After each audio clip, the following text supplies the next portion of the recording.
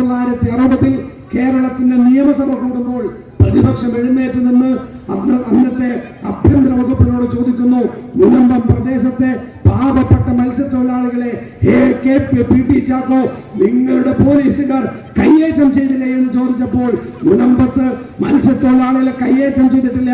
അവിടെ പോലീസ് കൈകാര്യം ചെയ്തത് ആ പ്രദേശത്തേക്ക് ഇടിച്ചു കയറിയ കയ്യേറ്റക്കാരെയാണ്, മത്സ്യത്തൊഴിലാളികളെയല്ലാന്ന് നിയമസഭാ രേഖകൾ പറഞ്ഞുകൊണ്ടിരിക്കുന്നു. അതുപോലെ തന്നെ പിന്നീട് വന്ന ഇടതുപക്ഷ ഗവൺമെന്റിൽ അന്നത്തെ റവന്യൂ മന്ത്രിയായിരുന്ന ഗൗരിയമ്മ പറഞ്ഞു, അവിടുത്തെ തരിശുഭൂമി, കേരളത്തിലെ തരിശുഭൂമിയുടെ ലിസ്റ്റിൽ കേരളത്തിലെ മുനമ്പത്തെ 404 ഏക്കർ ഭൂമിയുടെ ചരിത്രം വന്നപ്പോൾ, കഥ പറഞ്ഞപ്പോൾ ഗൗരിയമ്മ പറഞ്ഞു അത് തരിശുഭൂമിയല്ല, അത് വഖഫ് ഭൂമിയാണെന്ന് ഗൗരിയമ്മ പറയുന്നു.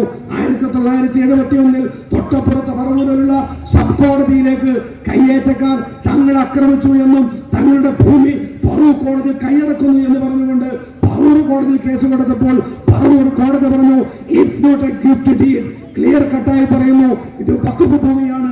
വളരെ ഗൗരവത്തിൽ നമ്മുടെ രാജ്യം നേരിടുന്ന ഒരു പ്രതിസന്ധിയെ അഭിസംബോധന ചെയ്യുകയാണ് social Democratic Party of India. അഥവാ രാജ്യത്തെ നമ്മുടെ എല്ലാ പൗരത്വവും, നമ്മുടെ ഈ രാജ്യത്തെ അസ്തിത്വവും നാം ചവിട്ടി നിൽക്കുന്ന മണ്ണ് ഉൾപ്പെടെ ചോദ്യം ചെയ്യുന്ന ഒരു രാഷ്ട്രീയ സാഹചര്യത്തിലാണ് നമ്മളുള്ളത്. അതിന്റെ ഭാഗമായിട്ടാണ് 1950 പരമകാരുണികരും കരുണാനിധിയുമായ അല്ലാഹുവിന്റെ നാമത്തിൽ എൻ്റെ പാരത്രിക ജീവിതത്തിനും എൻ്റെ കുടുംബത്തിന്റെ ഖബർ ജീവിതത്തിനുമെല്ലാം സമാധാനം ലഭിക്കുന്നതിന് വേണ്ടി എന്ന് തുടക്കം കുറിച്ച് ഈ ഭൂമി ഞാൻ അല്ലാഹുവിന്റെ വഖഫായി നൽകുന്നു, ഫറൂഖ് കോളേജിന് വേണ്ടി മുത്തവല്ലിയായി ഏർപ്പിക്കുന്നു എന്ന് പ്രഖ്യാപിച്ചുകൊണ്ട് സിദ്ദീഖ് സേട്ട് നൽകിയ വഖഫ് ആധാരം, ആ ആധാരത്തിന്റെ പേര് തന്നെ വഖഫ് ആധാരം എന്നാണ്.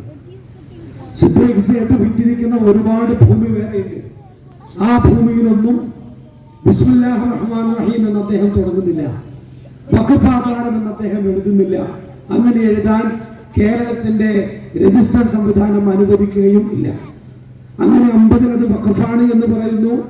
52 ഫറൂഖ് കോളേജുകാരുടെ അവരുടെ സൂനിയറിൽ തങ്ങൾക്കുള്ള അസറ്റുകളുടെ ലിസ്റ്റിൽ 9ാമതായി നമുക്ക് മുനമ്പം പ്രദേശത്ത് 404.76 ഏക്കർ ഭൂമി വഖഫായി സിദ്ദീഖ് സേട്ട് തന്നിരിക്കുന്നു എന്ന് സാക്ഷ്യപ്പെടുത്തുന്നു. അതിനുശേഷം അതിന് മുത്തവല്ലിയായി CD സാഹിബ് വരുന്നു. അതിനുശേഷം അതിന്റെ അദ്ദേഹത്തിന്റെ നേതൃത്വത്തിൽ മുനമ്പം ഭാഗത്തേക്ക് ട്രെയിൻ കയറി വന്ന് ഈ പ്രദേശത്ത് വന്ന് തേങ്ങയും കവുങ്ങും ഒക്കെ അല്ലെങ്കിൽ അടക്കയും ഒക്കെ ശേഖരിച്ച് ഫറൂഖ് കോളേജിലേക്ക് കൊണ്ടുപോയി ആ പ്രക്രിയ തുടരുന്ന സമയത്ത് ഇടക്കാലത്ത് പ്രദേശത്തുകാരെ കുറെ ആളുകൾ അവരെ ആക്രമിക്കുകയും അവരെ വധഭീഷണി മുഴക്കുകയും അവിടുത്തെ ഒരു ചെറിയ ചെറിയ കെട്ടുകളൊക്കെ ഭിത്തികളൊക്കെ തകർക്കുക ചെയ്തപ്പോൾ കേസെടുക്കുന്നു. ഈ നിൽക്കുന്ന പോലീസ് ഉദ്യോഗസ്ഥന്മാരുടെ മുൻഗാമികളായ പോലീസുകാർ അത്തരം കയ്യേറ്റക്കാരെ അടിച്ചോടിക്കുന്നു. അന്ന് കൂടിയ 1960 കേരളത്തിന്റെ നിയമസഭ കൂടുമ്പോൾ പ്രതിപക്ഷം എഴുന്നേറ്റ് നിന്ന് അന്നത്തെ ആഭ്യന്തര വകുപ്പിനോട് ചോദിക്കുന്നു, മുനമ്പം പ്രദേശത്തെ പാവപ്പെട്ട മത്സ്യത്തൊഴിലാളികളെ പി ടി ചാക്കോ നിങ്ങളുടെ പോലീസുകാർ കയ്യേറ്റം ചെയ്തില്ലേ എന്ന് ചോദിച്ചപ്പോൾ മുനമ്പത്ത് മത്സ്യത്തൊഴിലാളികളെ കയ്യേറ്റം ചെയ്തിട്ടില്ല. അവിടെ പോലീസ് കൈകാര്യം ചെയ്തത് ആ പ്രദേശത്തേക്ക് ഇടിച്ചു കയറിയ കയ്യേറ്റക്കാരെയാണ്, മത്സ്യത്തൊഴിലാളികളെയല്ലാന്ന് നിയമസഭാ രേഖകൾ പറഞ്ഞുകൊണ്ടിരിക്കുന്നു. അതുപോലെ തന്നെ പിന്നീട് വന്ന ഇടതുപക്ഷ ഗവൺമെന്റിൽ അന്നത്തെ റവന്യൂ മന്ത്രിയായിരുന്ന ഗൗരിയമ്മ പറഞ്ഞു, അവിടുത്തെ തരിശുഭൂമി, കേരളത്തിലെ തരിശുഭൂമിയുടെ ലിസ്റ്റിൽ കേരളത്തിലെ മുനമ്പത്തെ 404 ഏക്കർ ഭൂമിയുടെ ചരിത്രം വന്നപ്പോൾ, കഥ പറഞ്ഞപ്പോൾ ഗൗരിയമ്മ പറഞ്ഞു അത് തരിശുഭൂമിയല്ല, അത് വഖഫ് ഭൂമിയാണെന്ന് ഗൗരിയമ്മ പറയുന്നു. 1971 തൊട്ടപ്പുറത്ത് പറവൂരിലുള്ള സബ് കോടതിയിലേക്ക് കയ്യേറ്റക്കാർ തങ്ങളെ ആക്രമിച്ചു എന്നും തങ്ങളുടെ ഭൂമി ഫറൂഖ് കോടതി കൈയടക്കുന്നു എന്ന് പറഞ്ഞുകൊണ്ട് പറവൂർ കോടതിയിൽ കേസ് കൊടുത്തപ്പോൾ പറവൂർ കോടതി പറഞ്ഞു it's not a gift deed, clear കട്ടായി പറയുന്നു ഇത് വഖഫ് ഭൂമിയാണ്.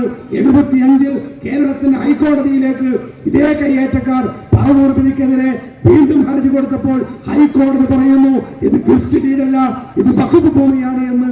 2006 അച്യുതാനന്ദൻ ഗവൺമെന്റ് ഇവിടെ സൂചിപ്പിച്ചതുപോലെ നിസാർ കമ്മീഷനെ കമ്മീഷനായി തീരുമാനിച്ചപ്പോൾ കമ്മീഷൻ പഠനം നടത്തി മുനമ്പത്തെ ഭൂമി വഖഫ് ഭൂമിയാണ് എന്ന് പറയുന്നു. ഇങ്ങനെ തുടങ്ങി നിരവധി രേഖകൾ, വെളുത്ത കടലാസിൽ കറുത്ത മഷി കൊണ്ടെഴുതിയ നിരവധി രേഖകൾ അത് വഖഫാണ് എന്ന് സാക്ഷ്യപ്പെടുത്തിയപ്പോൾ അല്ലാതെ വഖഫ് ഭൂമിയല്ല എന്ന് തെളിയിക്കേണ്ട ഉത്തരവാദിത്വത്തിലേക്ക് ഫറൂഖ് കോളേജ് മാറുന്നു. പ്രിയപ്പെട്ടവരെ, ഞാൻ അവസാനിപ്പിക്കുകയാണ്. എന്തുകൊണ്ടാണ് ഫറൂഖ് കോളേജിന് അത് വഖഫ് ഭൂമിയല്ല എന്ന് അവസാനമായി ഇവിടെ CN രാമചന്ദ്രൻ കമ്മീഷന് മുമ്പിൽ പറയേണ്ടി വന്നത്?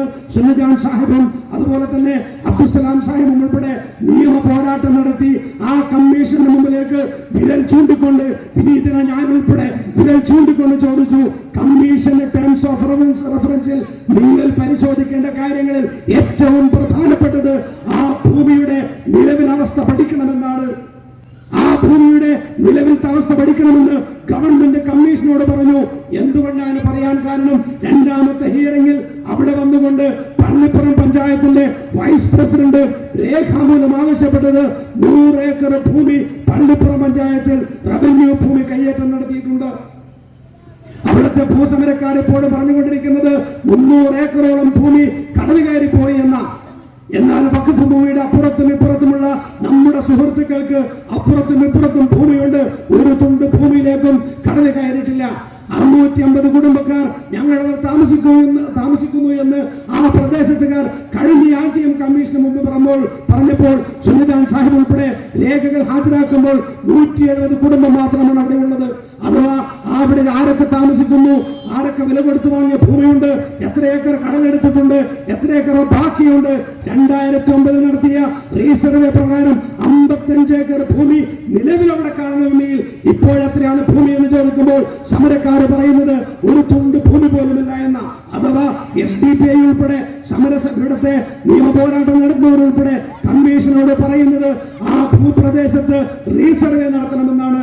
ഇതൊന്നും കാണിക്കാതെ അവിടുത്തെ മുനമ്പത്തെ ഏതാനും ചില ബാർ റിസോർട്ടുമാർ, അവിടുത്തെ മസാജ് സെന്ററിലെ പാർലർമാർ കൊടുത്ത ഉപ്പും ചോറും തിന്നുകൊണ്ട് CN രാമചന്ദ്രൻ കമ്മീഷൻ ഈ സമുദായത്തിന്റെ ഒരു തുണ്ട് ഭൂമിയെങ്ങാൻ പിടിച്ചെടുക്കാനാണ് ശ്രമമെങ്കിൽ കേരളത്തിന്റെ തെരുവുകളെ പ്രക്ഷുബ്ധമാക്കാൻ Social Democratic Party of India അതിന്റെ നിർണായകമായ പങ്കാളിത്തം വഹിക്കുമെന്ന് ഈ സായം സന്ധ്യയെ സാക്ഷി നിർത്തി ഓർമ്മപ്പെടുത്തുകയാണ്. പ്രിയപ്പെട്ടവരെ, നാം മത്സരിക്കുന്നത് ഒരു വശത്തെ സംഘപരിവാർ ക്രിസന്റിക് കാസാക്കൂട്ടങ്ങളോടൊപ്പമാണ് നാം മത്സരിക്കുന്നത്. മറുപക്ഷത്ത് നിയമ പോരാട്ടം നടത്തിക്കൊണ്ടിരിക്കുന്ന ഒരു വിഭാഗം ആളുകളും ഈ രാജ്യത്തിന്റെ ജനങ്ങളുടെ നെഞ്ചിടിപ്പ് മനസ്സിലാക്കിയ ഒരു പ്രസ്ഥാനം social Democratic Party of India. ഈ വിഭാഗമാണ് സംഘപരിവാറോട് മത്സരിക്കുന്നത്. ആ മത്സരത്തിൽ നമുക്ക് ഭൗതികമായി നഷ്ടപ്പെടാൻ പലതുമുണ്ട്. കാരാഗ്രഹങ്ങളെ വഹിക്കേണ്ടി വരും.